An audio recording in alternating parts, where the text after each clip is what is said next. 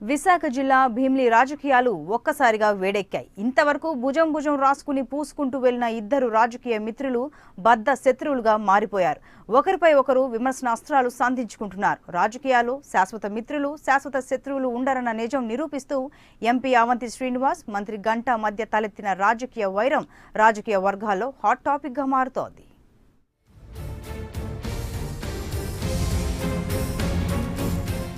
భీమిలిలో TDP YCP మధ్య రాజకీయ సమరం మొదలైంది. ఎన్నికల నోటిఫికేషన్ రాకముందే ఇద్దరు ఉద్దండులు బరిలో నిలిచే పరిస్థితులు దాదాపు ఖరారు కావడంతో రాజకీయం వేడెక్కింది.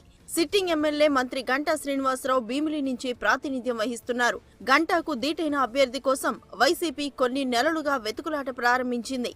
ఏపీలో మారుతున్న రాజకీయ పరిణామాల నేపథ్యంలో ఎంపీ అవంతి శ్రీనివాస్ వైసీపీలో చేరడంతో సమీకరణాలు మారిపోయాయి. నిజంగా సర్వీస్ చేద్దామని వచ్చారు. దానికి జగన్మోహన్ రెడ్డి గారు అవకాశం కల్పించినందుకు వారికి హృదయపూర్వక నమస్కారాలు, ధన్యవాదాలు. వారితో పాటు ఈ రోజున వైఎస్ఆర్సీపీ పార్టీ ముఖ్య నాయకులు కానీ, కార్యకర్తలు కానీ, అన్ని నియోజకవర్గాల నుంచి వచ్చినటువంటి ప్రతి ఒక్కరికి కూడా హృదయపూర్వక నమస్కారాలు, ధన్యవాదాలు.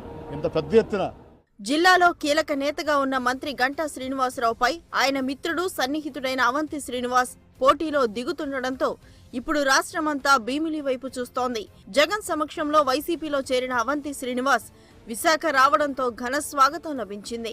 ఎయిర్పోర్ట్లో పెద్ద సంఖ్యలో కార్యకర్తలు ఘన స్వాగతం పలికారు. ఈ సందర్భంగా అవంతి టీడీపీ పైన, మంత్రి గంటా పైన తీవ్ర విమర్శలు చేశారు. విలువల కోసం మాట్లాడే హక్కు గంటాకు లేదన్నారు. గంటా లక్ష్యం భీమిలి ఎమ్మెల్యే కాదని, అమరావతికి సీఎం కావడమంటూ బాంబు పేల్చారు. తాను ఎవరికీ భయపడే వ్యక్తిని కాదని అవంతి స్పష్టం చేశారు. వాళ్ళ ఇన్విటేషన్ మీద పార్టీలో జాయిన్ అయ్యాను. నేనే ఎంపీసీ అడగలేదు, వాళ్ళే ఇచ్చారు. నేను అంతకుముందు సిట్టింగ్ ఎమ్మెల్యే, భీమిలి ఎమ్మెల్యే. 294 మంది ప్రజారాజ్యం వాళ్ళు పోటీ చేస్తే ఆ 10 మంది గెలిచాను. ఆ హౌస్లో హోమ్ మినిస్టర్ గారు లేడు. ఆయన అర్థమవుతుందా? నేనైతే గాలుంటే గెలిస్తే గాలి మనిషిని కాదు. అర్థమవుతుందా? ప్రజా బలమైన మనిషిని. తప్పనిసరిగా ప్రజల యొక్క సంపూర్ణ మద్దతు, విశ్వాసం ఉంది. అది రాబోయే రోజులు చూస్తారు మీరు. అవంతి పార్టీ మారడంపై టీడీపీ కూడా ధీటుగానే బదిలిస్తోంది. భీమిలి నియోజకవర్గంపై కన్నేయడమే కాకుండా ఏకంగా తననే టార్గెట్ చేయడంపై మంత్రి గంటా స్పందించారు. జగన్ ను దేశద్రోహి అని తిట్టిన అవంతి శ్రీనివాస్ ఇంతలోనే మంచోడయ్యాడా అంటూ అవంతిని ప్రశ్నించారు.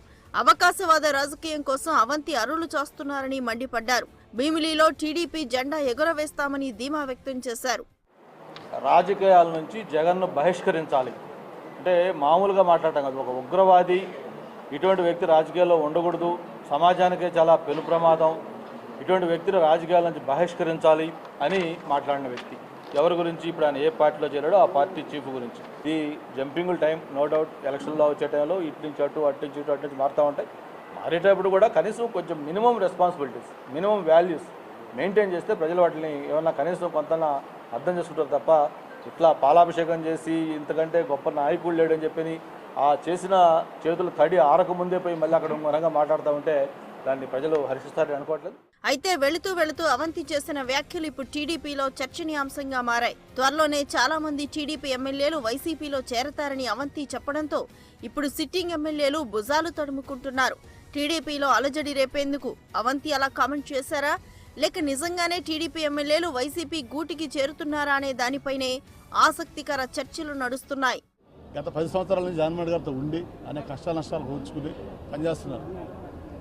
ఆయన జగన్మోహన్ రెడ్డి గారి దగ్గర లిస్ట్ చాలా పెద్దది ఉంది. కానీ ఎవరైతే మంచి వాళ్ళు ఉన్నారు, ప్రజాసేవలు ఉన్నారు, రియల్ కమిట్మెంట్ చేసుకుని ఉన్నారు.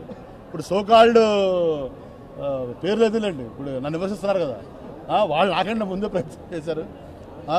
వాళ్ళు చెప్పారంటే పార్టీ మారని.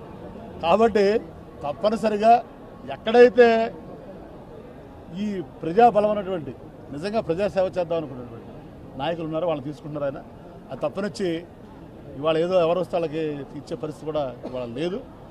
మరి ఎంతమంది వచ్చినా ఆశ్చర్యపోవాల్సింది లేదు. జిల్లాలో పట్టున్న గంటా శ్రీనివాసరావు వర్గాన్ని వైసీపీ టార్గెట్ చేయడంతో టీడీపీ అలర్ట్ అవుతోంది. వలసలు అడ్డుకునేందుకు వ్యూహాలు రచిస్తుంది.